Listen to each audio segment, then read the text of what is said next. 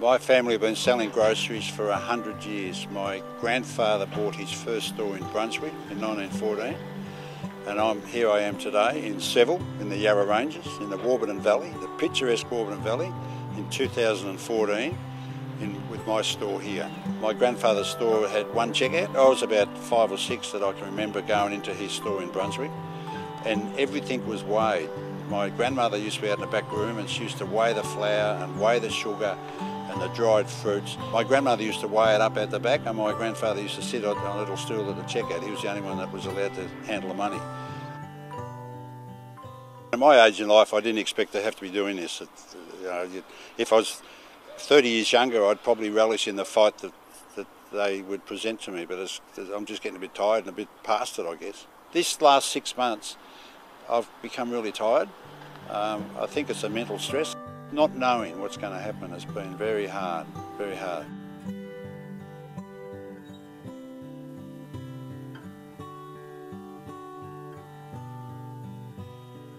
There's no doubt, look, a small town of 2,500 people with 2 large supermarkets, it's just one of them is going to be unsustainable. Before that was announced, like we owned the freehold, and it was our intention eventually to sell the business and have the proceeds of the freehold for our super. It was our super policy, really.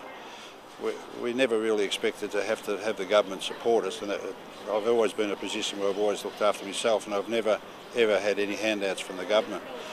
But this is the other thing that can happen, and it's happened to a lot of other independents as well, that the banks are terrified that when they hear that there's going to be a major chain go against your business, the banks then start getting nervous, and in our case the bank forced us in a position where we had to sell the freehold to reduce the debt.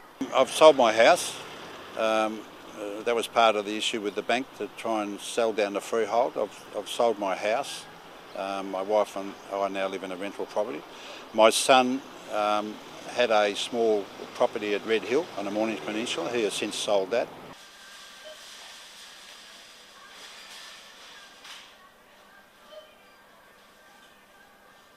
Well, originally there was an application by Coles to build a supermarket in Seville, and it was presented to the local council, and they rejected the proposal because their view was that it would have a damaging effect on a lot of the small retailers in the Warburton Valley, on the whole stretch of the Warburton Highway. So we embarked on a rather aggressive, I suppose you could call it a refurbishment program, and we opted to double the size of our supermarket. So we borrowed money quite extensively, and my son also provided finance, and we spent $5 million on refurbishing our store and doubled the size of it, thinking that it would provide what the community needed. And we had not quite finished, and it was announced that Woolworths had decided to look at the site over the road. March 2010 was our grand opening. So we had a girl on stilts, face painting, con frutra, and yeah, it was pretty well received. Like, the community all got behind it. My daughter managed to get on the con frutra. He has an agent, and he came out, and it was quite interesting because we got a phone call to say that he's here, because we had to sneak him in without anyone seeing him, and we let him in the back door. And he was a different man. When he walked out in the shop, he became a different person. It was like as if he was working here. You know, he's walking around with a bit of watermelon, and he was going to cut it up and all that sort of stuff, you know. So it's like as if he was our fruit tray.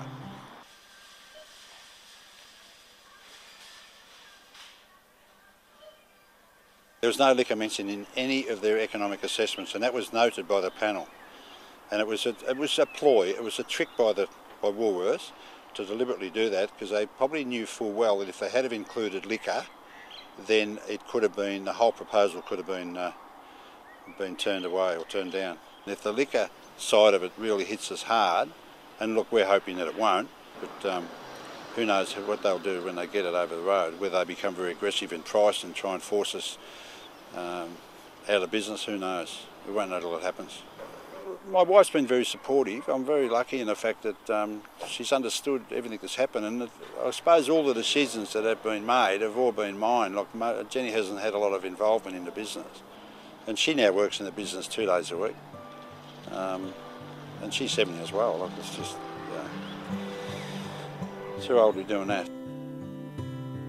We live in a rented home, and we had dreams of travelling and all that sort of stuff, and it's probably won't happen.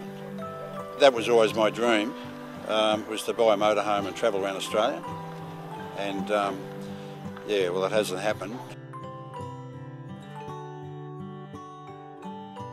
I think that's the hardest part, is that I can't make any plans.